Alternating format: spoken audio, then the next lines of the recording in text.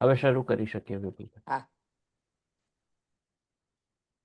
મિત્રો, આજનો કાર્યક્રમ આપણે શરૂ કરીએ. સૌ પ્રથમ આપણા સૌ વતી નટવર ગાંધીને એમની 85મી જન્મ જયંતિને કારણે આપણે હાર્દિક વધામણા આપીએ. નટવર ગાંધી જિંદાબાદ. હરિવલ્લભ ચુનીલાલ ભાયાણી સ્વાધ્યાય પીઠની નિશાળમાં યોજાતી આ બેઠક ભાતીગળ છે, કેમ કે પ્રાધ્યાપક નિરંજન ભગતના બે નિજી મિત્રો શૈલેષભાઈ પારેખ અને પ્રફુલભાઈ અનુભાઈ આપણી વચ્ચે છે, અને બંને આજની બેઠકના આદરમાન વક્તાઓ છે. આ બંને મહાનુભાવોનું આપણે ઉમળકાભેર સ્વાગત કરીએ. શૈલેષભાઈ પારેખ વ્યવસાય કેમિકલ એન્જિનિયર છે, અને વળી એમને નામ કેટલાક સંશોધિત લેખો બોલે છે. તેમાં કેન્દ્રવર્તી રવિન્દ્રનાથ ટાગોર છે. ટાગોર સાહિત્યના એ અભ્યાસી છે. હુ ઇઝ રવિન્દ્રનાથ ટાગોર નામે એક પુસ્તક પણ એમણે આપણને આપ્યું છે. વળી એક અચ્છા અનુવાદક પણ છે. રવિન્દ્રનાથ ટાગોર અને તેમની રચનાઓને સમજવા માટે નિવૃત્ત જીવન જાણે કે એમણે સમર્પિત કર્યું છે. 1993થી રવિન્દ્રનાથ ટાગોરના પુસ્તકોના અનુવાદની શરૂઆત તો એમણે કરી, અને 2001થી સ્વપ્રયત્નથી બંગાળી પણ શીખ્યા. નિરંજન ભગત માત્ર અંગત મિત્ર જ નહોતા. શૈલેષભાઈએ નિરંજન ભગતની કેટલીય ગુજરાતી કવિતાઓને અનુવાદને જરીએ અંગ્રેજીમાં ઉતારી આપી છે. પ્રફુલભાઈ અનુભાઈ આપણી અહીંની લંડન સ્કૂલ ઓફ ઇકોનોમિક્સના એકદા વિદ્યાર્થી હતા. અમદાવાદના સૂતરા ઉદ્યોગમાં એકરૂપ બની જઈ એના અનેકવિધ સંચાલનોમાં ખૂંપી ગયેલી એ વ્યક્તિ છે.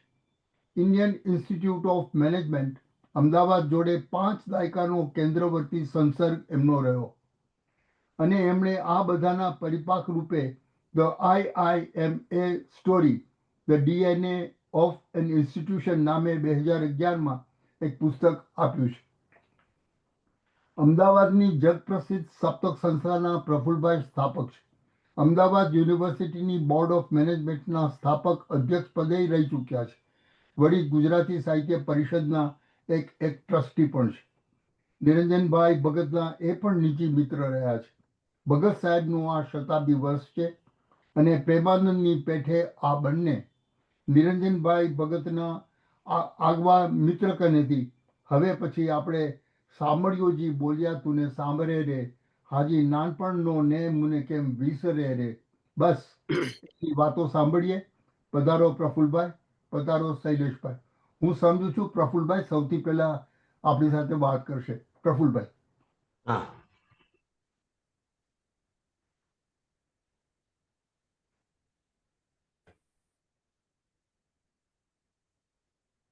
આદરણીય મિત્રો, આજે જ્યારે આપણે નિરંજન ભગત શતાબ્દી ઉજવી રહ્યા છીએ, ત્યારે મારા હૃદયમાં 55 વર્ષના એ અનોખા સંબંધની સ્મૃતિઓ તાજી થાય છે. મારે ખુલાસો કરવો જોઈએ કે હું એમના જીવન અને લાક્ષણિકતાઓ વિશે વાત કરવાનો છું. સાહિત્ય સર્જન વિશે શૈલેષભાઈ વાત કરશે. 1961માં લંડનથી હું અભ્યાસ પૂર્ણ કરીને પરત ફર્યો. 1962માં લગ્ન થયા. મારી પત્ની રૂપા એક પ્રતિભાશાળી નૃત્યાંગના હતી, અને દર્પણ સાથે ગાઢ રીતે જોડાયેલી, વિદ્યાર્થીની તરીકે, કલાકાર તરીકે અને શિક્ષક તરીકે. આ સંબંધની ભેટ સ્વરૂપે દર્પણમાં આવવાનો સિલસિલો શરૂ થયો. તે સમયે લંડનમાં દાયકાઓથી અગાથા ક્રિસ્ટીનું માઉસટ્રેપ નાટક ચાલતું હતું, જે મેં જોયેલું. દર્પણે તેનું સુંદર ગુજરાતી રૂપાંતર 1, 2, 3 શીર્ષક હેઠળ રજૂ કર્યું હતું. 1963માં તેના એક શો પછી સ્ટેજ પર નિરંજનભાઈને પ્રથમ વખત મળ્યો. તે પ્રથમ મુલાકાતમાં જ તેમની મસ્તીનો મિજાજ, એમની નિખાલસતા અને એમની વિવેચનાત્મક દ્રષ્ટિકોણનો પરિચય થયો. બહુ જ આનંદ આવ્યો.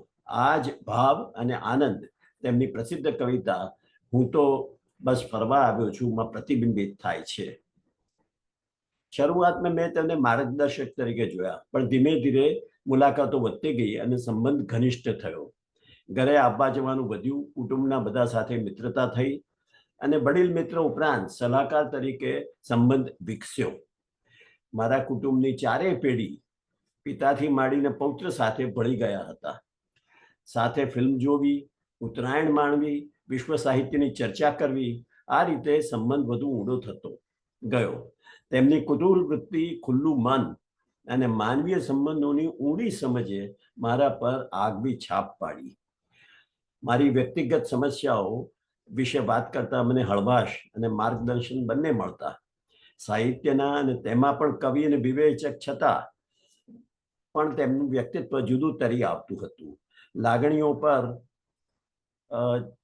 તર્ક છવાય, આવેગ પર વ્યવહાર કુશળતા અને આદર્શવાદની જગ્યાએ આર્ટ ઓફ ધી પોસિબલની સભાનતા એ એમનું લક્ષણ હતું. કઠોર તર્ક અને ઊંડા વિવેકનું આ અનોખું મિશ્રણ અત્યંત આકર્ષક હતું.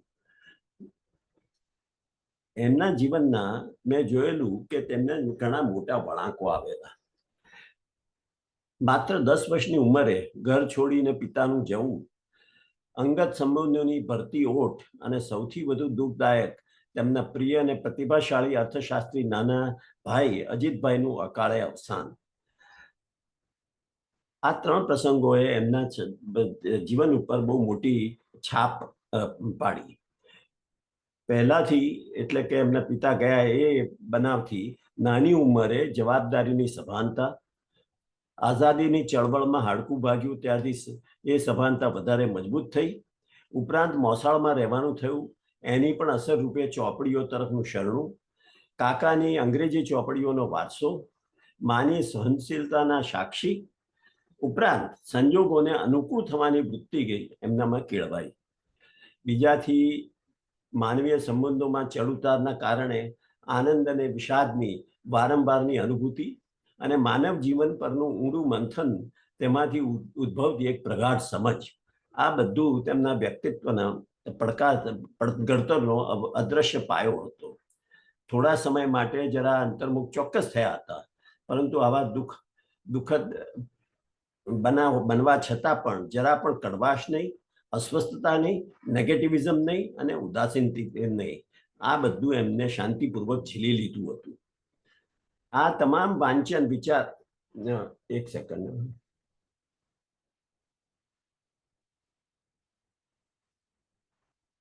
આ તમામ વાંચન વિચાર અને અનુભવોના સરવાળાથી તેમનામાં માણસને પરખવાની અજોડ શક્તિ થઈ ઉભરી આવી. એક જ સેકન્ડ, કંઈક ગડબડ થાય છે.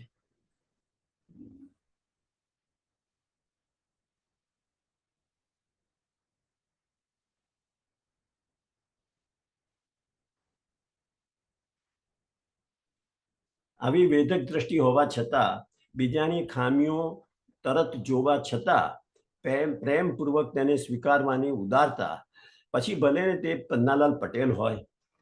તેમની વાત કરવાની શૈલી અનોખી હતી. ઊંચો અવાજ અને મક્કમ વિધાનો, જુસ્સો ઘણો પણ ગુસ્સો નહીં. સાંભળનાર કદી ગેરસમજ કરી બેસે, દંભ તથા સ્વાર્થ સામે ઉશ્કેરાય. ધારદાર વ્યક્તિત્વ, વાત કરતા વિચાર કરવો પડે.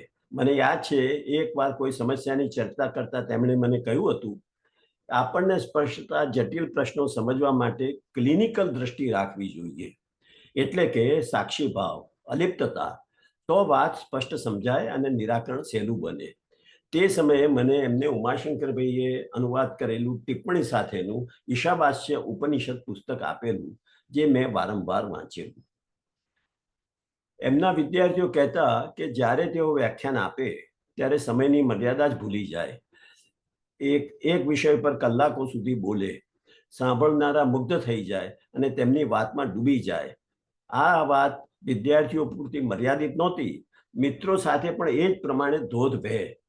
એમની હેવમોર ખાતેની બેઠકો યાદ આવે અને એમાં ત્યાં આગળ જોડાયેલા મિત્રો તરબોળ થાય એમની વાતથી. એમની હાજરી માત્રથી ઉર્જા ઉભરે. પુસ્તકોમાં તેમની નોંધ જોવી એ પણ એક અનોખો અનુભવ હતો. પાના પર જેટલું છપાયું હોય એટલું કે એનાથી વધુ એમની હાંસિયામાં નોંધ હોય એમની. તેમણે મને T.S. ઇલિયટની 4 ક્વાર્ટેટ્સની પોતાની નકલ ભેટ આપી હતી. તેમની નોંધો વાંચતા ગહન અર્થ સમજાતા. એવું લાગતું જાણે કે કવિ સાથે ઉભા રહીને આપણી સાથે વાત કરતા હોય. તેવી જ રીતે ચિત્રાંગદાની ટેક્સ્ચ્યુઅલ સ્ટડીઝની આવૃત્તિ જોઈને સમજાયું કે તેમણે કવિના મર્મનો કેટલો ઊંડાણથી પકડ્યો છે. આમ તો સંસ્થાના માણસ નહીં, પણ એમના જીવનમાં તેઓ 3 સંસ્થા સાથે જોડાયેલા. ગુજરાતી સાહિત્ય પરિષદ જેના એ પ્રમુખ બનેલા, દર્પણ જેની નાટ્ય પ્રવૃત્તિ સાથે ગાઢ રીતે સંકળાયેલા, અને ગુજરાતી સાહિત્ય એકેડેમી જે એમણે નીતિ વિરોધના કારણે છોડી દીધેલી. એમાંય દર્પણનું સ્વપ્ન વાસવદત્તા નૃત્ય નાટક જે ન્યુયોર્કમાં ભજવાયેલું, તેનું અંગ્રેજી ટ્રાન્સલેશન એમણે કરેલું અને પેંગ્વિને એ છાપેલું. આ વાત ઘણા લોકો જાણતા નથી. આ સાથે એ પણ નોંધવું જરૂરી છે કે પહેરવાના કપડાથી માંડીને લખવાની પેન સુધી દરેક વસ્તુમાં એમની આગવી નજર અને રુચિ પ્રગટ થતી હતી. અજીતભાઈની યાદમાં એમના અવસાન પછી તેમણે એક ટ્રસ્ટ સ્થાપ્યું હતું. હેતુ એ કે અમદાવાદમાં અર્થશાસ્ત્રના વિષય ઉપર દર વર્ષે એક આંતરરાષ્ટ્રીય સ્તરનું વ્યાખ્યાન યોજાય. પ્રથમ વર્ષે જગપ્રસિદ્ધ અર્થશાસ્ત્રી ગોલ્બ્રેથ એ આવ્યા હતા. આ વ્યાખ્યાનથી અમદાવાદના શિક્ષણ જગત અને દેશના વેપારી વર્તુળમાં ઘણો મોટો પડઘો પડ્યો હતો. ગોલ્બ્રેથના ધ્યાન પર આવ્યું કે નિરંજનભાઈ પણ એમની માફક એક પ્રોફેસર છે. થોડા વર્ષો પછી ગોલ્બ્રેથ ફરી એક વખત બીજા વ્યાખ્યાન માટે અમદાવાદ આવ્યા. તે વખતે જ્યારે તેઓ નિરંજનભાઈને મળ્યા ત્યારે પૂછ્યું, what are you doing these days professor? નિરંજનભાઈએ કહ્યું, આઈ હેવ નાઉ રિટાયર્ડ. ગોલ્બ્રેથે આશ્ચર્ય વ્યક્ત કરતા કહ્યું કે professors do not retire. Does not society need their wisdom? મેં આગળ જુસ્સાની વાત કરી.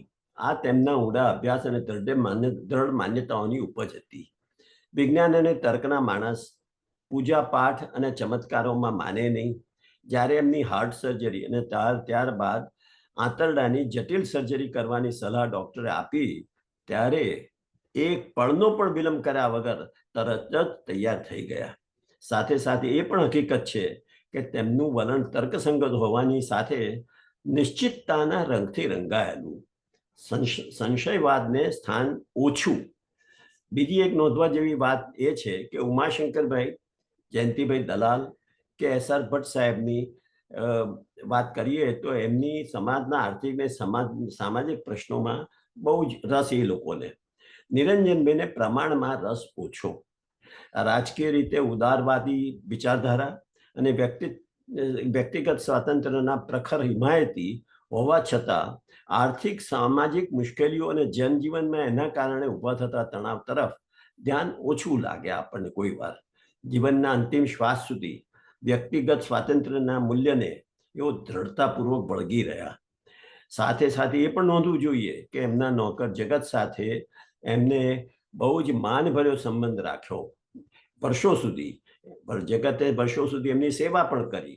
કુટુંબના સભ્યો હોય તે રીતે રાખતા અને એના ભવિષ્યનો ખ્યાલ રાખી એમના વિલમાં એમનું મકાન જગતને આપતા ગયા. 1960ના દશકામાં જ્યારે રાજદ્વારીઓએ અંગ્રેજીની મહત્તા ઘટાડવાનો વિચાર ગજવ્યો અને એ બાબતે ઘણી ચર્ચાઓ થઈ. અમે બધા એ વખતે મિક્સ મીડિયમમાં ભણેલા, હું, નિરંજનભાઈ અને એ જ આખી જનરેશન. મેથ્સ સાયન્સ અંગ્રેજીમાં અને ઇતિહાસ ભૂગોળ ગુજરાતીમાં. અમને બધાને આગળ અભ્યાસવામાં કોઈ તકલીફ કે રૂકાવટ આવી નહોતી. ત્યારે એમણે આ એક સ્લોગન આપેલું, માધ્યમ ગુજરાતી પણ ઉત્તમ અંગ્રેજી. આ વિચાર પરથી અમે નિરંજન ભગત મેમોરિયલ ટ્રસ્ટની એક અગત્યની પ્રવૃત્તિ રૂપે અંગ્રેજી શિક્ષણ ઠોસ બંધ કરવાની દ્રષ્ટિએ એક પ્રોજેક્ટ શરૂ કર્યો છે. 3 વર્ષનો પાયલટ પ્રોજેક્ટ હમણાં પૂરો થયો છે અને પરિણામ ઘણા સારા આવ્યા છે. નિરંજનભાઈને કેટલાકે સાહિત્યકાર તરીકે જોયા છે તો મારા જેવા કેટલાકે પ્રમુખપણે એક વ્યક્તિ તરીકે જોયા છે. કેટલાકમાં ભક્તિનો ભાવ છે તો કેટલાકમાં આદરનો. કેટલાક એમના પ્રવાહમાં તણાઈ અને આનંદ અનુભવ્યો છે તો કેટલાક એમના વિચારો અને દલીલોને છાણીને સત્ય શોધવા મથ્યા છે. વ્યક્તિત્વ, યાદશક્તિ, વ્યાપ અને તીક્ષ્ણ બુદ્ધિથી એ ખેંચી જાય.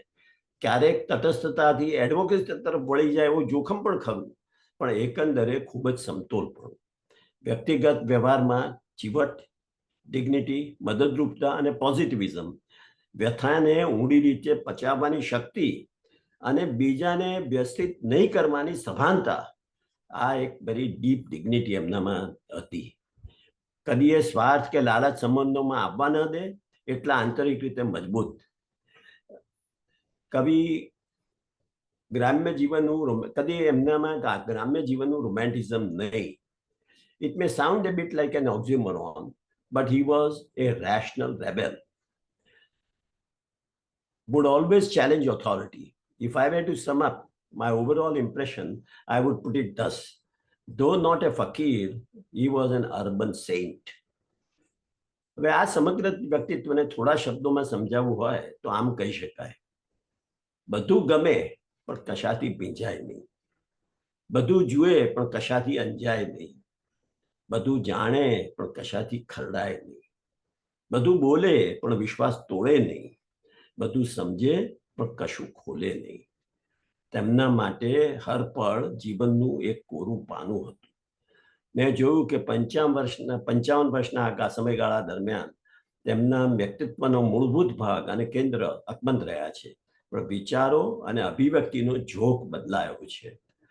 આવેશથી ઠેરાવ તરફ, પ્રતિબદ્ધતાથી સંતુલન તરફ, અભિવ્યક્તિથી મૌન તરફ અને વિદ્યાથી પ્રજ્ઞા તરફ, આ વસ્તુ મેં જોયેલી છે. અંતમાં તેમના અવસાન પછી તેમના જીવનના સાર રૂપે થોડા શબ્દો મને સ્ફુર્યા હતા, તે વાંચું છું.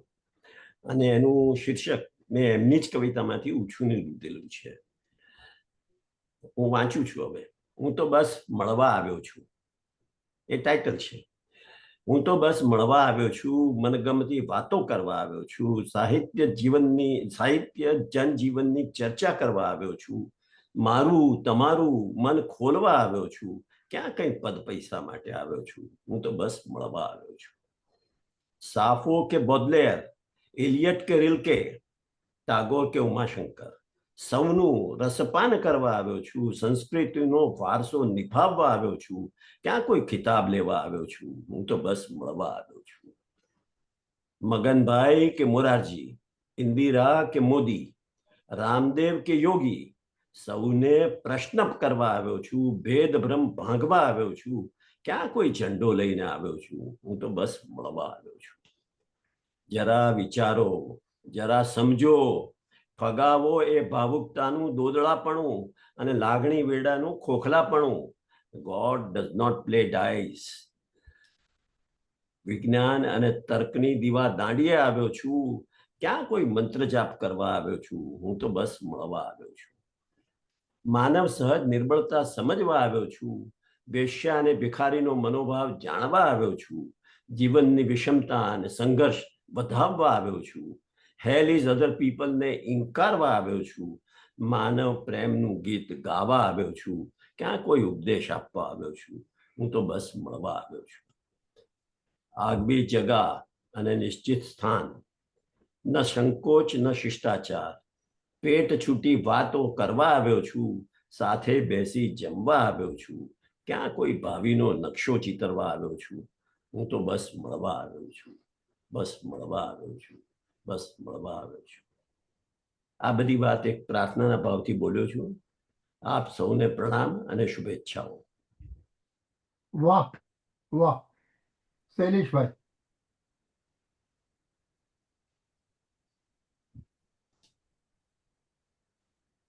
મિત્રો, પ્રફુલ્લભાઈએ આપણી સામે સાક્ષાત નિરંજન ભગતને ધરી દીધા. હવે તમારો રસ જળવાઈ રહે અને એમના કાવ્યો વિશે વાત કરવી એ એક મુશ્કેલ કામ છે, પણ મારે કરવું તો પડશે. પહેલા એક ચોખવટ કરી લઉં કે પ્રફુલ્લભાઈ અને નિરંજનભાઈનો સંબંધ 55 વર્ષનો હતો, પણ મારો અને નિરંજનભાઈનો સંબંધ માત્ર 25 વર્ષનો હતો, તેમના અંતિમ 25 વર્ષનો. એટલે તેમના સાહિત્ય સર્જન વિશે હું જે વાત કરીશ તે તેમના અંતિમ 25 વર્ષના કાવ્ય સર્જનની વાત કરીશ. 25 વર્ષના ટૂંક સમયમાં નિરંજનભાઈ મારી રવિન્દ્ર યાત્રાના પથદર્શક તેમજ પાંથ જનેર સખા હતા. પણ આજે મારે નિરંજનભાઈ વિશે નહીં, તેમની કાવ્ય સૃષ્ટિની નવવસંતની વાત કરવાની છે. આપણે સૌ જાણીએ છીએ કે નિરંજનભાઈ તેમની 17 થી 32 વર્ષની વય સુધી માત્ર 15 વર્ષ સુધી કાવ્યો લખ્યા. પછી 45 વર્ષનું મૌન ચાલ્યું અને પછીના 15 વર્ષમાં તેમણે 120 કાવ્યો લખ્યા. આજે આ 120માંથી હું થોડા કાવ્યો વિશે વાત કરીશ. જ્યારે અમારો સંબંધ વિકસતો હતો ત્યારે તેમનો મૌનનો સમય ચાલતો હતો. એ મને ખૂબ સાલતું હતું. એટલે એક વખત મેં તેમને જન્મદિવસની શુભેચ્છા આપતા વિનંતી કરી હતી કે તમારા હૃદયમાં ઘણાય કાવ્યના પતંગિયા ફરતા હશે, તેને પણ પાંખો આપીને ઉડવાની તક આપો અને તમારા નવા કાવ્યો સાંભળવાની અને અમારા સ્વપ્નો સાકાર કરવાની તક આપો. તેમને ઘણીવાર પૂછવામાં આવતું કે તમારા કાવ્યનો પ્રવાસ સ્થગિત કેમ થઈ ગયો છે. એક વખત તેમણે કહ્યું હતું કે જ્યારે લખાતું હતું ત્યારે કેમ લખાય છે તે સમજાતું નહોતું, તો હવે નથી લખાતું તે કેમ નથી લખાતું કેવી રીતે સમજાય. પણ તેમણે એકથી વધારે વખત કહ્યું હતું કે હવે મારે જો લખવું હોય તો પ્રવાલ દ્વીપના કાવ્યોથી ચડિયાતું લખવું જોઈએ. ઓગસ્ટ 2003માં પ્રફુલ્લભાઈએ વાત કરી તેમ તેમની બાયપાસ સર્જરી થઈ. એ પછી ઓક્ટોબર 2003માં તેમણે એક અદ્ભુત કાવ્ય લખ્યું, જેમાં ઉમાશંકર જોશીના 60 વર્ષ પહેલા લખેલા કાવ્યનો તેમણે જવાબ આપ્યો.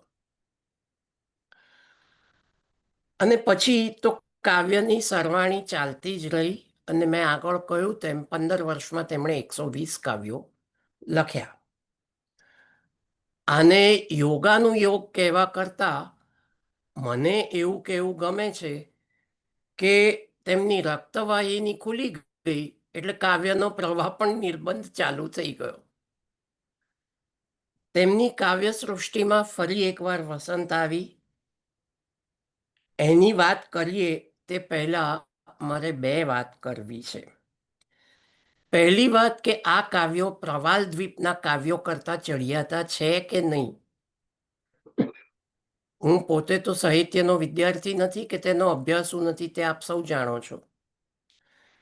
માટે આ અંગે મારે નિરંજનભાઈનો પોતાનો અભિપ્રાય જાણવો હતો.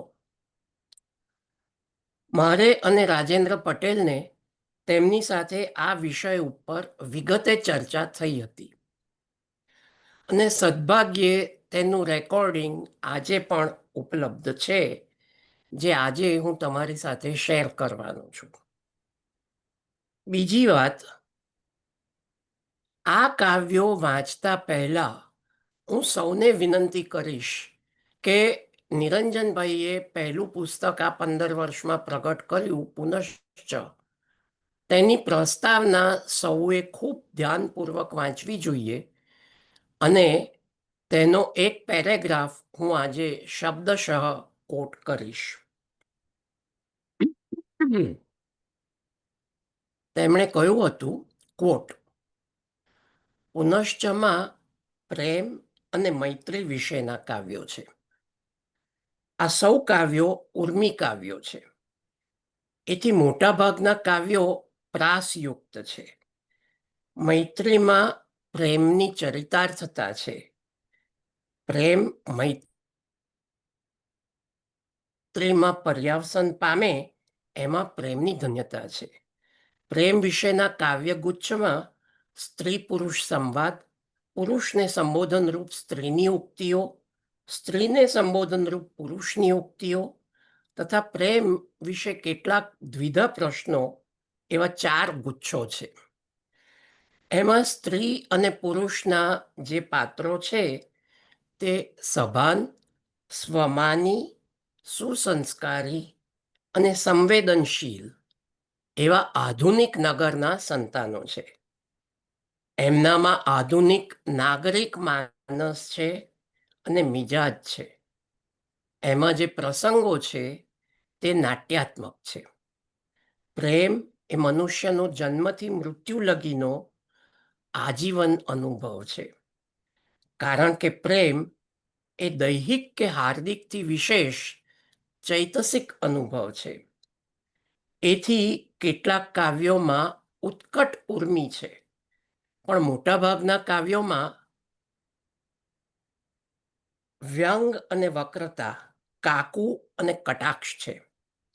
પણ સૌ કાવ્યોમાં સ્ત્રી અને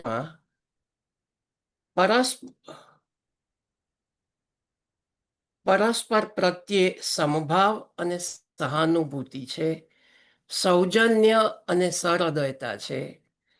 એ એમની વાણી અને એમના વર્તનમાં વ્યક્ત થાય છે. સૌથી વિશેષ તો પરસ્પરના સંવાદો અને સંબોધનોમાં જે માનાર્થે બહુવચન છે તેમાં પ્રગટ થાય છે. જગતમાં કશું પણ દુર્લભ હોય તો તે મૈત્રી. મનુષ્યના જીવનમાં 2 ક્ષણ માટે પણ સુખ હોય તો તે મૈત્રીને કારણે. દેવો અને ગ્રહો નહીં, પણ મિત્રો જ મનુષ્યને જીવાડે છે. માનવ સંબંધોમાં મૈત્રી જ એકમાત્ર નિર્દોષ અને નિસ્પૃહ સંબંધ છે.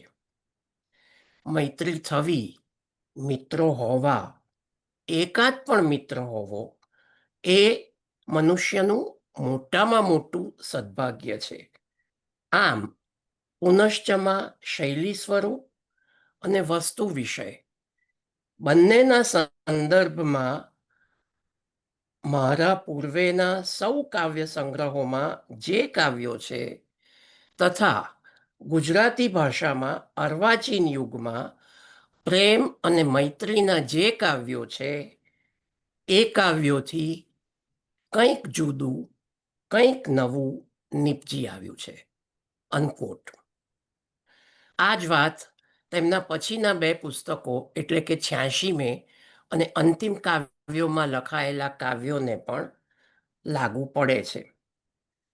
નિરંજનભાઈ જેવા મૂર્ધન્ય અને અંતર્મુખી કવિ પોતાના સર્જન વિશે અત્યંત નિખાલસતાથી મિત્રો સાથે અનૌપચારિક વાત કરે અને તેનું રેકોર્ડિંગ તેમની સંમતિથી થાય અને તે સચવાય એ ઘટના અનન્ય છે. 15 મિનિટ લાંબુ હોઈને પણ આ રેકોર્ડિંગ રસપ્રદ રહેશે તેવી આશા છે. આ સાંભળ્યા પછી હું નિરંજનભાઈના નવા કાવ્યો વિશે થોડીક વાત કરીશ. પંચનભાઈને વિનંતી કે રેકોર્ડિંગ શરૂ કરે. જરૂર શેર કરું છું. તમે જણાવજો જો કંઈ તકલીફ હોય ઓડિયોમાં.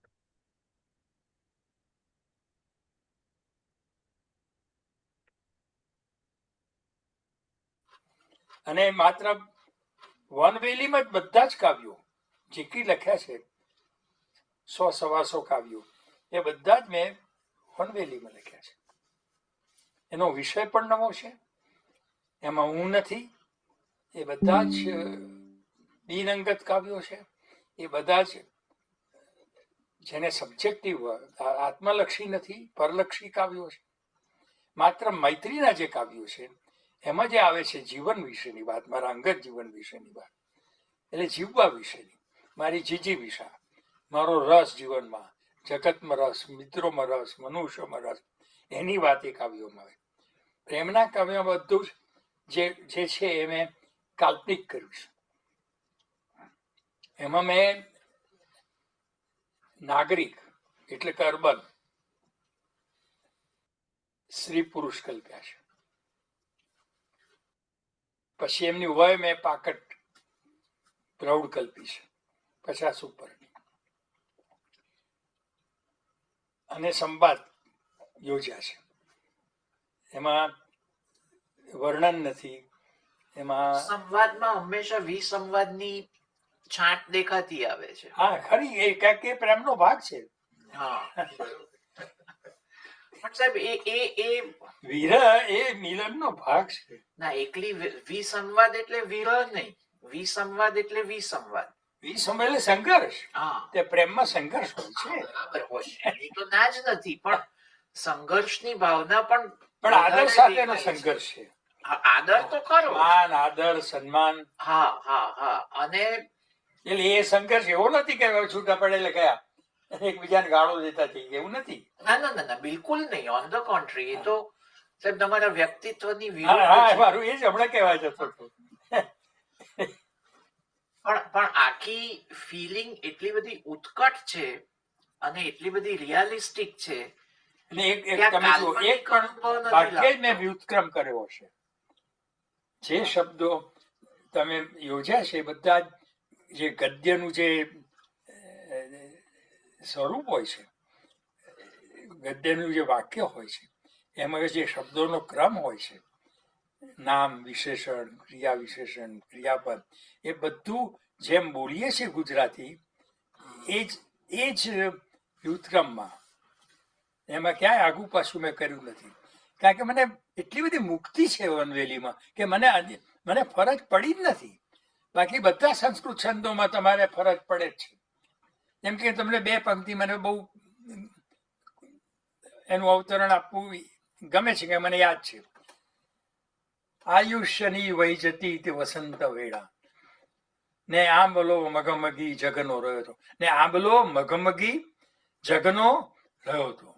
હવે આંબલો જગનો આંબલો મગમગી રહ્યો હતો એમ થાય ગદ્યમાં. હવે છંદને કારણે આ કરવું પડે છે, મારે કરવું જ નથી પડતું, કે મારો છંદ વનવેલી એ ગદ્યમાં લખી શકે. એના નિયમો જુદા છે. એને પદ્યત્વ કેમ પ્રાપ્ત થાય છે? આ ગદ્યની રચના હોવા છતાં, વાક્ય રચના હોવા છતાં કેમ એમાં લય આવે છે, કેમ એને પદ્યત્વ પ્રાપ્ત થાય છે, એના કારણો છે. એ આપણે ટેકનિકલ વિષય છે, એ પણ એની ચર્ચા કરવી તો કરી શકીએ આપણે, પણ આપણે એમાં અત્યારે જવાની જરૂર નથી. પણ સાહેબ એ સાવ મને કાલ્પનિક અનુભવ નથી લાગતો. તમે અનુભવેલો ન હોય તો જોયેલો, જાણેલો.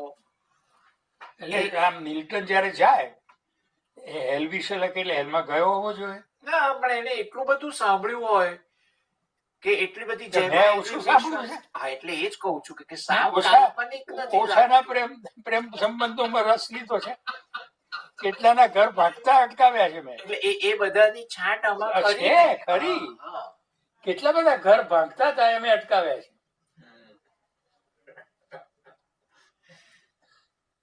સાહેબ આની સાથે સાથે હા વાતો એની સાથે સાથે હા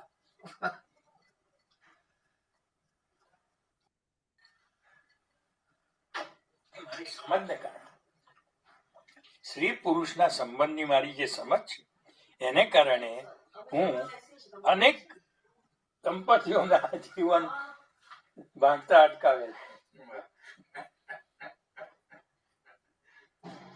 શામ દામ ભેટ દંડ બધાથી એમાં ઉપયોગ કરીને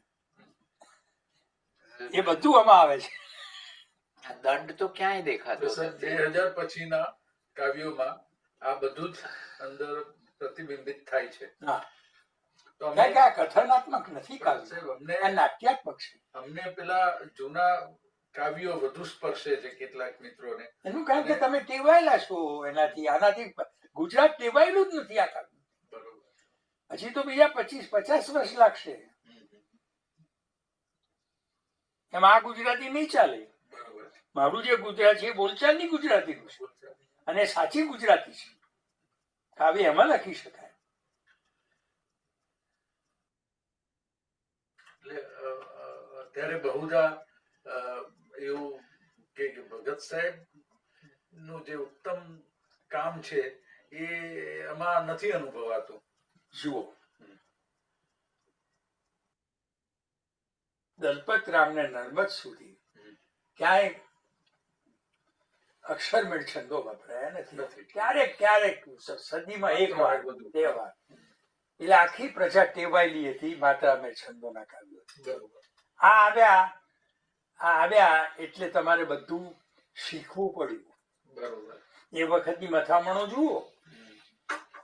નર્મદ દલપતના કાવ્યો સમજવા માટેની મથામણો જુઓ, અને વાચક વર્ગ શું હતો અને કેવો હતો, ને એના શું પ્રશ્નો હતા. આ પ્રયોગો કોઈ કર્યા જ નથી. તૃતક કાવ્યો ઉમાશંકરે મોટા ભાગે લખેલા છે. એને તો નાટકો પણ વનવેલીમાં લખ્યા છે. રાજેન્દ્રભાઈએ લખેલા છે અને મેં લખેલા છે. સુંદરમે નથી લખ્યા, બીજા કોઈ કવિએ નથી લખ્યા. મેં સતત પ્રયત્ન કરેલો છે. જાત પાતના ભાવ, જાત પાતના પ્રસંગો, જાત પાતની સંબંધો. એટલે તો 125 કેવા કાવ્યો થયા છે. 60 પુનશ્ચમાં છે ને 40 એટલે થયા કેટલા થયા? 100 ની આસપાસ. અને 20 ગુડ નંબર. સાહેબ, અમને એવું પણ લાગે છે કે રવિન્દ્રનાથના જીવનમાં એમને જેમ જેમ વય આગળ જાય છે એમ બધું છોડતા જાય છે. શબ્દોના અલંકારો અને પ્રતીકો અને શીખી આવે છે. સાહેબ, આખા ગુજરાતમાં છેલ્લા 50 વર્ષથી એક ચાલે છે વાત કે કલ્પન વિના કાવ્ય ન થાય. મેં કર્યા છે, 125 કાવ્યો કર્યા છે. હવે કો આ કાવ્યો નથી, કોને? હવે પહેલા તો આ કાવ્યોનો જાકારો જ આપશે ને. એ તો તરત મને શું છે, અમે કલ્પના નથી, માટે કવિતા નથી, એ નહીં સમજે. આવા માણસો રહેશે 50 વર્ષ પછી તો વાંચતા નહીં આવડે વનવેલી. જોજો ને એના આરોહરા તે ક્યાં વિરામ લેવો વચમાં નહીં આવડે, કારણ કે ટેવ નથી. આ કે ઉભા ત્યાં અટકવું પડે. એ ટેવાયેલા છીએ આપણે એને. કેટલાક, બધા નહીં, પાછા બધા માણસ આ કે ઉભા બોલી જાય છે, નથી વાંચતા આવડતું. આગે ઉભા તટધુમસ જેમાં ધ્રુમો નિંદશે. આમ બનશે. આગે ઉભા તટધુમા જેમાં ધ્રુમો નિંદશે. આમ ન વંચાય. ગડગડાટ. અર્થ પ્રમાણે તમારે વિરામ લેવા પડે. ગદ્યની જેમ બોલો. છે પદ્ય પણ વાંચો તમે ગદ્યની જેમ. આ ગાંધીજી સમજતા હતા. એમણે આપની યાદી શું, કઈ લાખો નિરાશા ઉપર 5 પાના લખીને ભરીને લેખ લખ્યા. કાવ્ય કેમ વાંચવું? કારણ કે આફ્રિકાના બધા હતા વાચકો એમના, ઇન્ડિયન ઓપિનિયનના. એટલે પહેલા ગદ્યની જેમ પંક્તિઓ વાંચી, પછી ધીમે ધીમે એના અર્થનો લય સમજવો, અને પછી એના પદ્યત્વમાં પેસવું, અને પછી એનું પદ્ય પઠન કરવું. ગદ્યથી શરૂ કરીને પદ્ય સુધી જવું એવું ગાંધીજીએ લખ્યું. કારણ કે એને આવતા નહોતું આવડતું પદ્ય, ગદ્ય આવડતું હતું. એટલે કોઈ પહેલા ગદ્યથી શરૂ કરો. કઈ લાખો નિરાશામાં અમર આશા છુપાઈ. કઈ લાખો નિરાશામાં અમર આશા છુપાઈ છે. પદ્યત્વ થયું કે નહીં? સહેજ લેખો બદલાયો કે નહીં? એ ભાવ સાથે તમે વાંચો. પેલું ગદ્ય હતું એ વાંચી ગયા તમે. With a list emotion. કઈ લાખો નિરાશામાં અમર આશા છુપાઈ છે. આ હું જેમ બોલું તમે છે એને બોલું. કઈ લાખો નિરાશામાં અમર આશા છુપાઈ. કઈ લાખો નિરાશામાં અમર આશા છુપાઈ. હવે જે તમે જે પ્રલંબન કરો છો અક્ષરનું, એ કેમ કરો છો? પદ્યમાં છે. ગાગા ગાગા લલ લલગા આગે ઉભા. આગે ઉભા એમ નથી બોલતા. ગદ્યમાં બોલશો આગે ઉભા. આગે ઉભા તટધુમસ. કારણ કે ભાવ ઉમેર્યો તમે, એટલે થોડું લંબાણ જોવે છે તમારે ઉચ્ચારણ.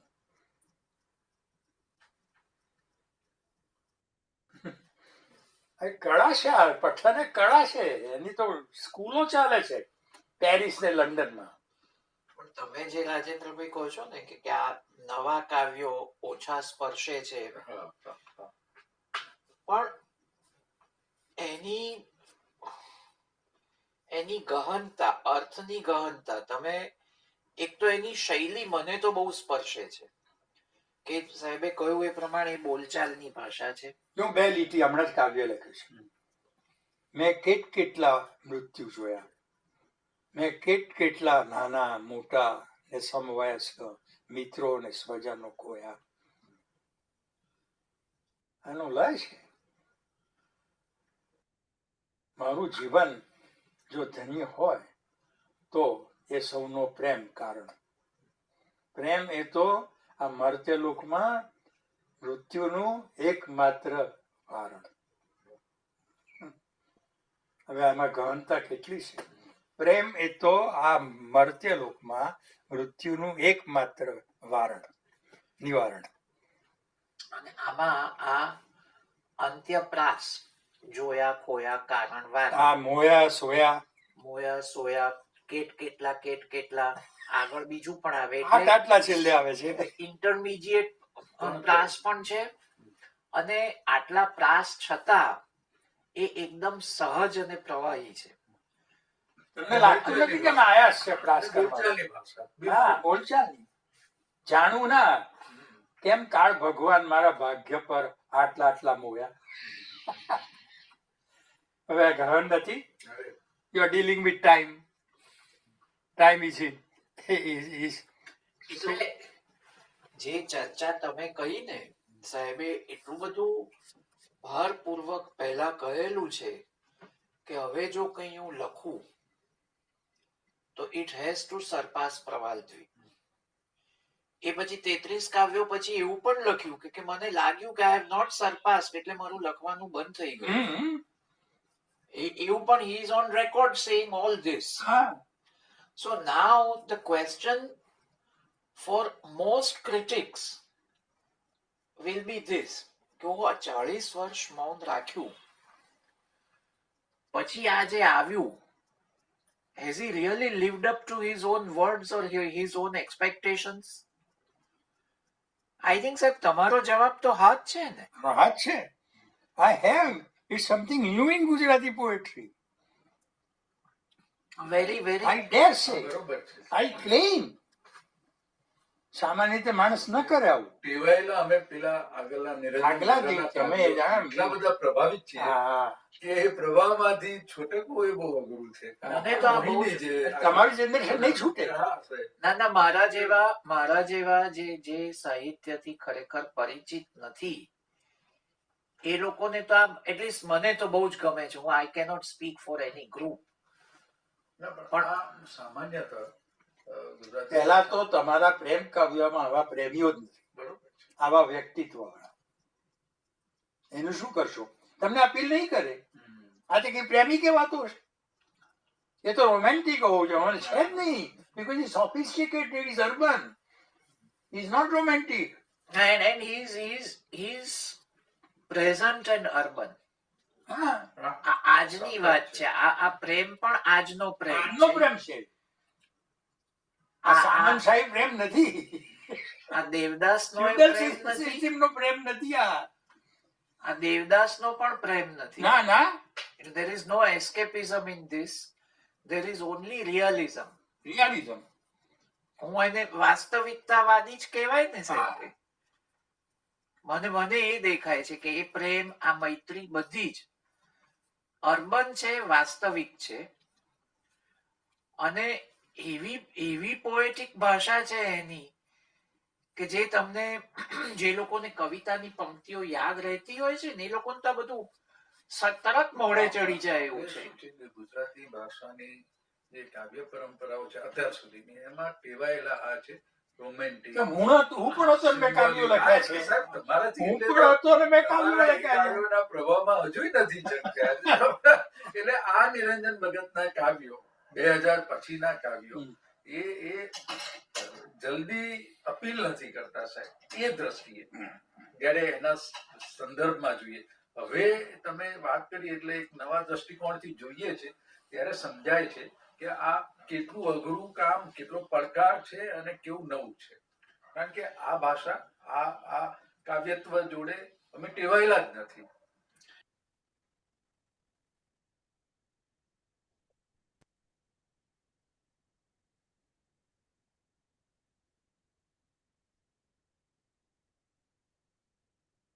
શૈલેષભાઈ અનમ્યુટ કરજો.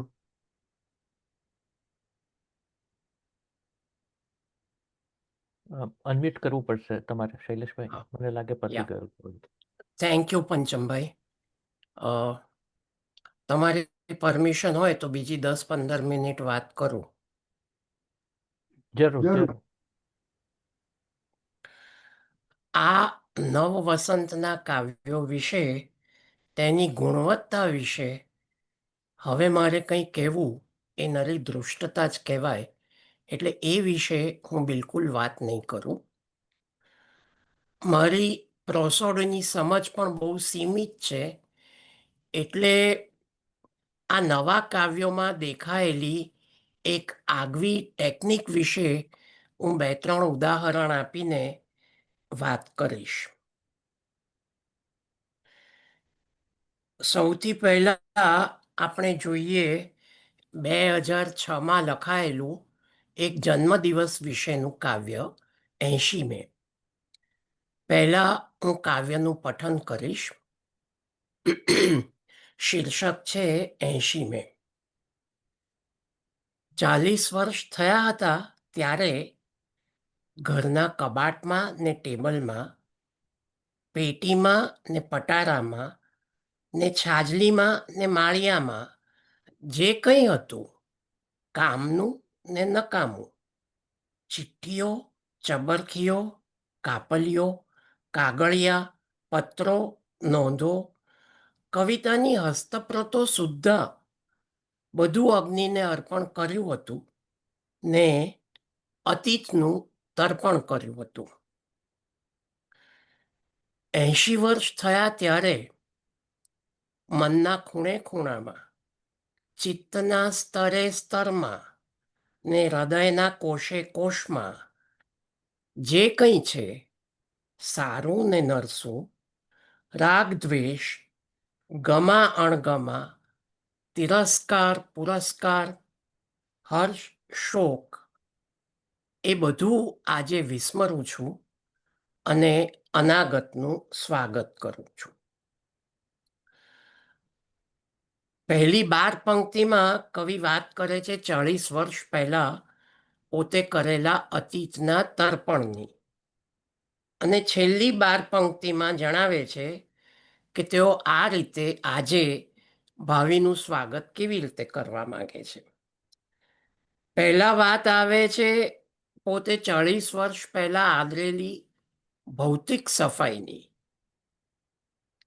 વર્તમાન ક્ષણમાં ઊભા રહી અતીતના તર્પણનું અવલોકન કરતા અને અનાગત માટેના નિર્ધાર દ્વારા તેનું સ્વાગત કરતા કવિ બિલકુલ બોલચાલની ભાષામાં પહેલી નજરે સામાન્ય લાગે તેવી કવિતામાં મોટી વાત કરી જાય છે.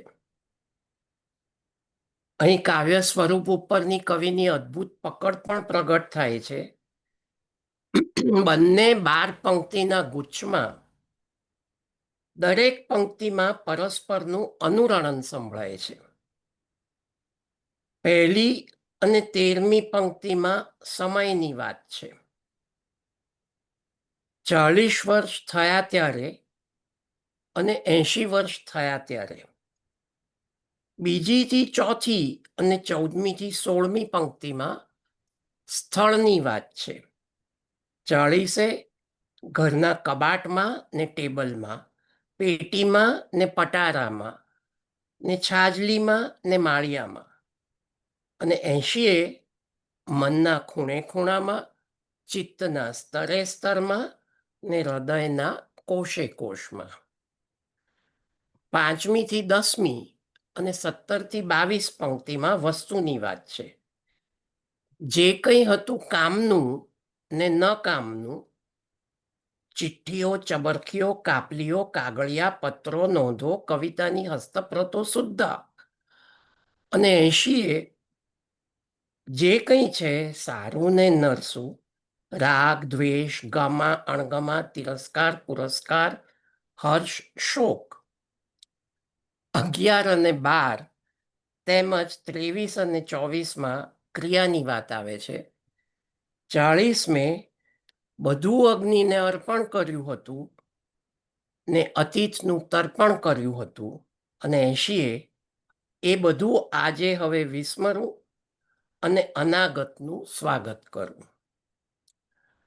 હું સમજુ છું ત્યાં સુધી નિરંજનભાઈની આ આગવી રચના રીતિ ટેકનિક છે અને તે તેમણે આત્મસાત કરી છે.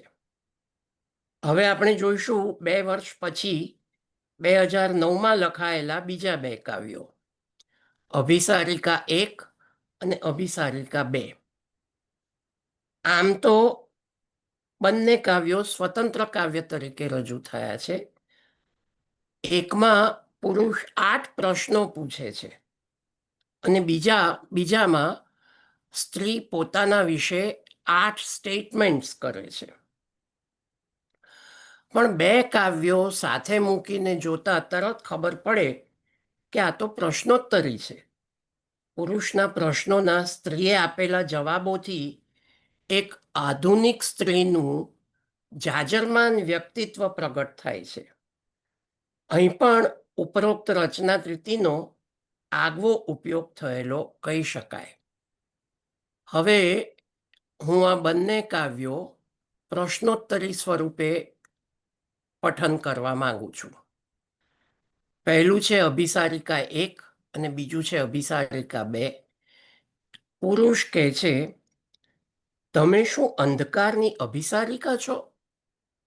તો સ્ત્રી જવાબ આપે છે, હું તો પ્રકાશ પથની અભિસારિકા.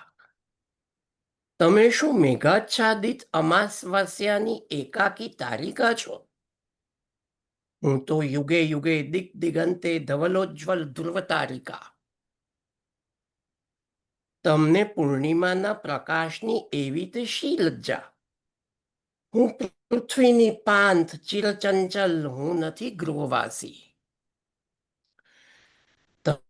શયનખંડની વાસર સજ્જા?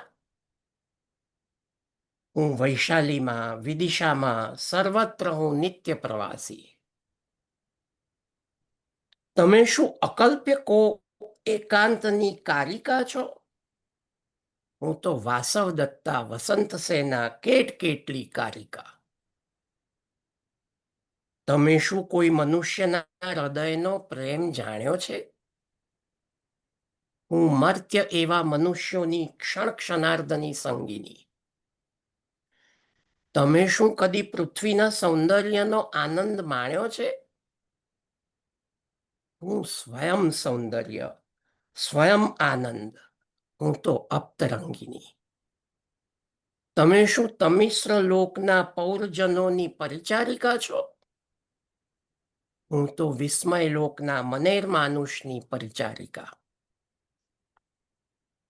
આ આખી પ્રશ્નોત્તરી કેમ કવિએ પ્રશ્નોત્તરી રૂપે નથી પ્રસ્તુત કરી એ હું નથી સમજી શકતો, પણ મને આ રીતે વાંચતા એક આખી નવી જ વાત મનમાં સ્ફુરે છે કે એક તરફ પુરુષ રજૂ કરે છે પોતાની અપેક્ષાઓની સ્ત્રી અને સ્ત્રી જવાબ આપે છે કે ખરેખર તે શું છે, તે કેટલી બધી આ અપેક્ષાઓ કરતા આગળ છે.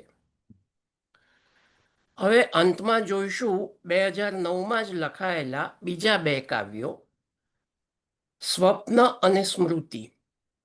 અહીં પણ બંને કાવ્યોની પંક્તિઓ એકબીજાને સમાંતર ચાલતી રહે છે અને ફરીથી 2 કાવ્યો સાથે વાંચતા વધારે આનંદ અને સંતૃપ્તિ મળે છે અને અર્થઘટનની ક્ષિતિજો પણ વિસ્તરતી લાગે છે.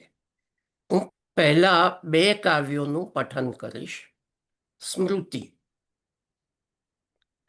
ઘરની અંદર વર્ષોથી એક ખૂણામાં બેસી રહું. મારો ખંડ સુશોભિત, છત પર બિલોરી ઝુમ્મરો, ભોંય પર ગૂંથેલી જાજમો, બારી પર રેશમી પડદા, ભીંત પર મળેલા આરીસા, ટેબલ પર રંગીન ફૂલો, મારો ખંડ ભર્યો ભર્યો. ત્યાં ઓચિંતું કોઈક પ્રવેશી ગયું, મને ઘડી હસાવી, ઘડી રડાવી, જાણો નહીં ક્યારે એ વિદાય થયું. મારા ચિત્તમાં એ સ્મૃતિ બની ગયું. હવે મારો ખંડ ખાલી ખાલી, હવે માત્ર સ્મૃતિથી જ ભર્યો ભર્યો. આખું કાવ્ય વાંચતા પહેલા તો થયું કે 80 વર્ષના કવિ હજી રોમેન્ટિક રહ્યા છે. તેમને કદાચ બોન્ડલેરનું કાવ્ય, જેને રવિન્દ્રનાથે આ કાવ્યને લીધે ફર્નિચર પોએટ કહ્યા હતા, એ પણ થોડું આની જાય આમાં દેખાય છે. મોંઘા દાટ રાજ રચીલાથી શણગારેલો ખંડ કોઈકની ક્ષણિક હાજરીથી ખાલી થઈ જાય છે અને કોઈકની ઘડીક હાજરી માત્રથી તેની સ્મૃતિથી ભરાઈ જાય છે. ફરીથી સાદી બોલચાલની ભાષામાં લખાયેલા આ કાવ્યમાં કવિના શ્વાસ પ્રાણ જેવા અંત્યપ્રાસ પણ વંચિત રહ્યું છે આ કાવ્ય. હવે જોઈએ સ્વપ્ન. ઘરની બહાર વર્ષોથી રસ્તાઓ પર ભમી રહું. મારા રસ્તા લાંબા પહોળા, જ્યાં ત્યાં ટોળે ટોળા, વાહનોની દોટમ દોટ, ધુમાડાના ગોટમ ગોટ, અવાજોની ચીસાચીસ, મકાનોની ભીંસાભીંસ, મારા રસ્તા ભર્યા ભર્યા. ત્યાં ઓચિંતું કોઈ પસાર થયું. બોલ્યું ન બોલ્યું, હસ્યું ન હસ્યું, ત્યાં તો એ રહસ્યની જેમ અલોપ થયું. મારી આંખોમાં એ સ્વપ્ન બની ગયું. હવે મારા રસ્તા ખાલી ખાલી, હવે માત્ર સ્વપ્નથી જ ભર્યા ભર્યા. આ કાવ્યમાં પાછા કવિ પ્રાસનો પ્રયોગ કરે છે. અહીં પણ એક ક્ષણિક હાજરીથી ભરચક રસ્તા ખાલી થઈ જાય છે અને તેનું સ્થાન એક સ્વપ્ન લઈ લે છે. ધ્યાનથી જોતા મને સમજાયું કે આ બે કાવ્યોની પણ દરેક પંક્તિ વચ્ચે અનુરણન સંભળાય છે. આપણે બંને કાવ્યોને સાથે મૂકીને જોઈએ. પહેલા સ્વપ્ન, પછી સ્મૃતિ. ઘરની બહાર વર્ષોથી રસ્તાઓ પર ભમી રહું. તો સ્મૃતિમાં ઘરની અંદર વર્ષોથી એક ખૂણામાં બેસી રહું. સ્વપ્નમાં મારા રસ્તા લાંબા પહોળા, જ્યાં ત્યાં ટોળે ટોળા, વાહનોની દોટમ દોટ, ધુમાડાના ગોટમ ગોટ, અવાજોની ચીસાચીસ, મકાનોની ભીંસાભીંસ, મારા રસ્તા ભર્યા ભર્યા. તો સ્મૃતિમાં મારો ખંડ સુશોભિત, છત પર બિલોરી ઝુમ્મરો, ભોંય પર ગૂંથેલી જાજમો, બારી પર રેશમી પડદા, ભીંત પર મળેલા અરીસા, ટેબલ પર રંગીન ફૂલો, મારો ખંડ ભર્યો ભર્યો. સ્વપ્નમાં ત્યાં ઓચિંતું કોઈક પસાર થયું.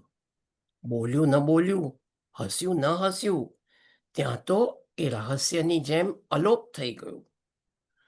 મારી આંખોમાં એ સ્વપ્ન બની ગયું. હવે મારા રસ્તા ખાલી ખાલી, હવે માત્ર સ્વપ્નથી ભર્યા ભર્યા. તો સ્મૃતિમાં ત્યાં ઓચિંતું કોઈક પ્રવેશી ગયું, મને ઘડી હસાવી, ઘડી રડાવી, જાણો નહીં ક્યારે વિદાય થયો. ચિત્તમાં એ સ્મૃતિ બની ગયું. હવે મારો ખંડ ખાલી ખાલી, હવે માત્ર સ્મૃતિથી જ ભર્યો ભર્યો.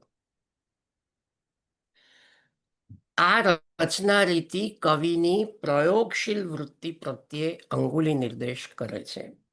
તેના ઉપયોગથી કવિતામાં એક વ્યવસ્થા, ઓર્ડર ઉપસી આવે છે ને જ્યારે તેનો ઉપયોગ બે કાવ્યમાં થાય છે ત્યારે બે કાવ્યોને સાથે મૂકીને વાંચતા કાવ્યની અર્થઘટનની ક્ષિતિજો મને વિસ્તરતી લાગે છે. મારે ખાસ કહેવું જોઈએ કે મેં કરેલો અભ્યાસ કંઈ સર્વગ્રાહી નથી અને ઉપર આમાં જો જણાવેલા કાવ્યો માત્ર ઉદાહરણ પૂરતું જ લીધેમાં આવ્યા છે. કવિ વાત કરે છે ઘરની બહારના રસ્તા અને ઘરની અંદરના ખંડની, પણ કહેવા માંગે છે બહારના જગત અને અંદરના અંતર વિશે. બહારના જગતમાં ભીડ અને વિસંવાદ છે. આ ભીડ વિસંવાદથી બહારનું જગત ભરેલું છે. અચાનક કોઈક અજાણી વ્યક્તિ ઘડી બે ઘડી માટે પસાર થાય છે. બહારના જગતમાં તે ચૂપચાપ સંવાદ વિના ચાલી જાય છે ને બહારના જગતમાંથી પસાર થનાર પ્રેરણા સ્ત્રોત જ હોવો જોઈએ અને માત્ર તેની હાજરીથી જ કોઈ પણ જાતના સંવાદ કે પરસ્પર પ્રક્રિયા વિના જ ભીડ અને વિસંવાદ દૂર થઈ જાય છે અને તેના સાથે એક સ્વપ્ન, એને આદર્શનું સ્વપ્ન કહીશું, બહારના જગતને ભરી દે છે. હવે વાત કરીએ સ્મૃતિ વિશે. મોંઘા દાટ રાજ રચીલાથી આત્માહીન શણગારથી અંદરનું અંતર ભરેલું છે. અચાનક કોઈક ફરી એક અજાણી વ્યક્તિ ઘડી બે ઘડી માટે પસાર થાય છે. અંતરમાં તે થોડું હસાવી થોડું રડાવી સંવાદ કરીને ચાલી જાય છે. આ સંવાદથી અંતરના આત્માહીન શણગાર અદ્રશ્ય થઈ જાય છે અને અંતર માત્ર આ અજાણી વ્યક્તિની સ્મૃતિથી ભરાઈ જાય છે. માળખું કહો કે ઢાંચો કહો, એ બેની વચ્ચે તરત ઓળખાય તેવું સામ્ય ધરાવતા બે કાવ્યોમાં વહેંચાયેલી આ 30 પંક્તિમાં કવિ આંતરિક અને બાહ્ય જગત વચ્ચેનો તફાવત દર્શાવે છે અને રજૂ કરે છે સ્વપ્ન અને સ્મૃતિનો પોતાનો આદર્શ. સીધી સાદી બોલચાલની ભાષામાં આવી ગહન અને હૃદયસ્પર્શી વાત આટલી સંક્ષિપ્તમાં અને એટલી સહજતાથી અને સરળ રીતે પ્રસ્તુત કરવી એ જ આ કાવ્યો તેમજ તેના કવિની સિદ્ધિ છે એમ મને લાગે છે. આશા રાખું કે આ નવવસંતના કાવ્યોની વિશિષ્ટતાનો આછો ખ્યાલ આપવાનો મારો પ્રયત્ન સફળ રહ્યો હશે અને તેમાં રહેલું કંઈક નવું, કંઈક જુદું વત્તે ઓછે અંશે પ્રગટ થયું હશે. અંતમાં મને આપ સૌની સાથે વાત કરવાનો પ્રસંગ આપવા માટે હું વિપુલભાઈ, પંચમભાઈ અને ગુજરાતી લિટરરી અકાદમીનો હાર્દિક આભાર માનું છું અને આપ સૌ શ્રોતાઓનો નિરંજન ભગત શતાબ્દી પર્વે ઉજાયેલા આ પ્રકલ્પમાં જોડાવા માટે કૃતજ્ઞતાની લાગણી વ્યક્ત કરું છું.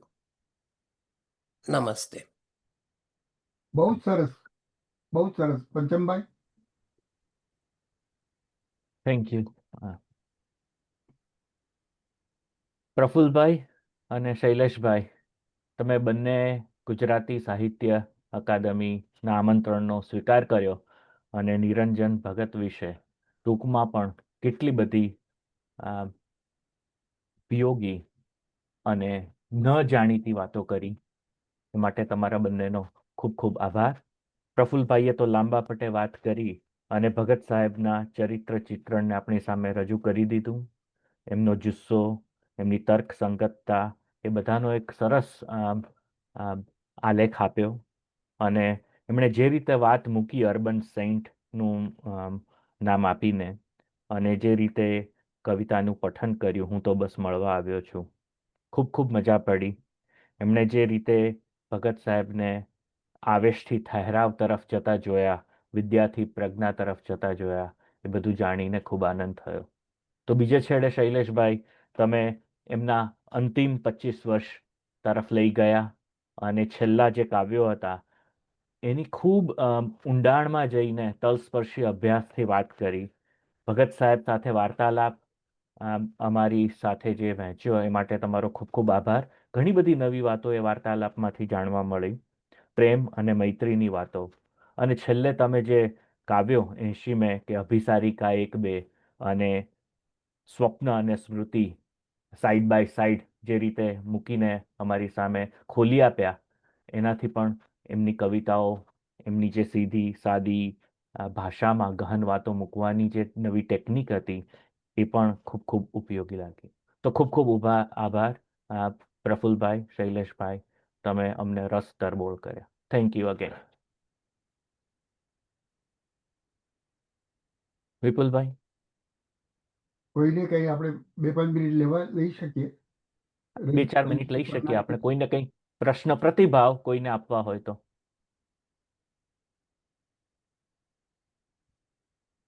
ઓકે, આરપી, હા, તમે અનમ્યુટ કરી શકો. Thank you. બહુ સરસ વાર્તાલાપ હતો. મારે હજુ બાર સવાલ મારા મગજમાં રહ્યો શૈલેષભાઈ, કે પ્રવાલદીપ કરતા આગળ વધ્યા કવિ? સંભળાયું? મને પૂછો છો? હાજી. જ્યારે કવિએ પોતે આટલા વિશ્વાસપૂર્વક કહ્યું હોય કે આઈ હેવ ડેફિનેટલી સરપાસ પ્રવાલદ્વીપ, એ પછી મારું શું ગજું કે હું એમાં હા કે ના પાડું? ના, આપણે તો ત્રીજો પુરુષ એક વચન. આપણે ના, એટલે હું 2 કાવ્યો સરખાવીશ તો ચોક્કસ નહીં, કારણ કે એ મારી ક્ષમતા છે અને મારે માટે એ 2 કાવ્યો સાવ જુદા છે. જે પ્રવાલદ્વીપમાં છે એ આ કાવ્યોમાં નથી જ. મને ગાયત્રીમાં જે સૌથી વધુ સ્પર્શે છે એ વાત કદાચ બહુ સાંભળેલી ન પણ હોય. મને ગાયત્રીમાં આશ્ચર્ય પણ થાય છે અને એનાથી હું ખાસ શું કહેવાય, I have been impressed with the thought કે અનુષ્ટુપ જેવા પારંપરિક છંદમાં સાવ આધુનિક, સાવ મોડર્ન અને અર્બન કલ્પનો કરીને નિરંજનભાઈએ જે વાત કરી છે એ વાત અદ્ભુત છે. એ જ પ્રમાણે પાત્રોની વાત પણ કરો તો એની પંક્તિઓ, અમુક પંક્તિઓ તો હૃદય સોંસરવી નીકળી જાય એવી છે. એની બીજી તરફ આ કાવ્યોમાં ખૂબ જ સાદી ભાષા છે, એમાં કોઈ અલંકાર નથી એમ, એક્સેપ્ટ અંત્યપ્રાસ, જેને હું નિરંજનભાઈનો શ્વાસ કહું છું.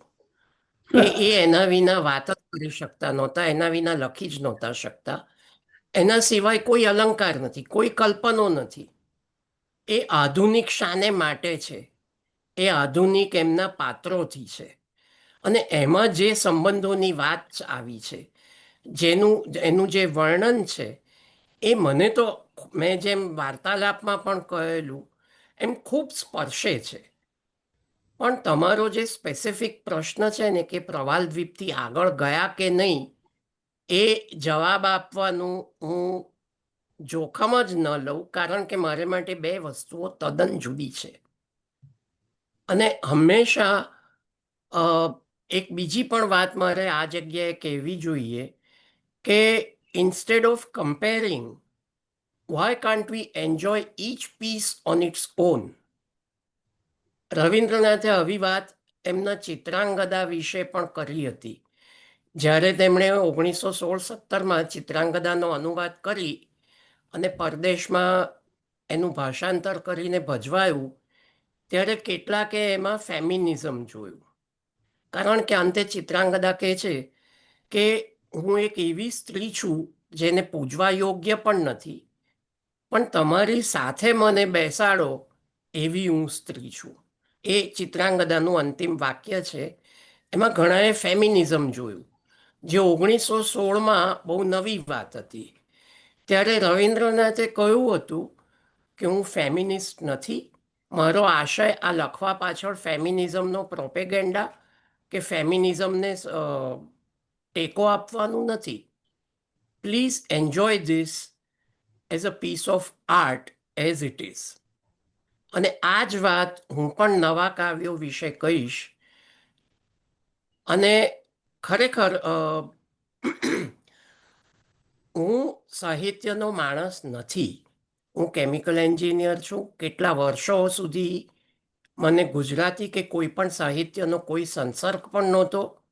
છેલ્લે 1960માં હું ગુજરાતી ભણ્યો હતો ત્યારે પરીક્ષામાં સરસ્વતી ચંદ્ર આવવાના હોવા છતાં મધુસૂદન કાપડિયાએ દર્શકની નોવેલો અમારી સાથે વાંચી હતી. તે આજે પણ યાદ છે. પણ એ પછી 93 સુધી મારે સાહિત્ય સાથે કોઈ સંપર્ક રહ્યો નહોતો.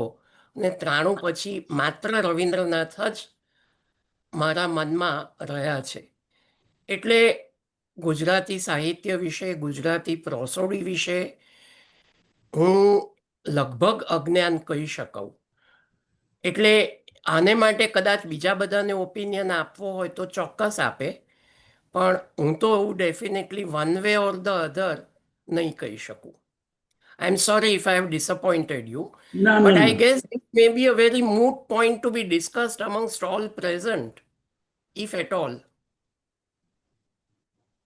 નહીં, ઓડિયોની અંદર આવતું હતું વચ્ચે પ્રવાલ દ્વીપ થી આગળ વધ્યા એવું ઓડિયોમાં આવી ગયું એટલે મેં તો ખાલી બાળ સહજ કહ્યું. મારી પણ લાઈન સાહિત્યની નથી એટલે મેં પૂછ્યું. મારે ખરેખર એનું કંઈ મૂલ્યાંકન કરવું નહોતું. અચ્છા અચ્છા, પંચમભાઈ, આપણી પાસે ઘણા સાહિત્યની વ્યક્તિઓ છે અહીંયા.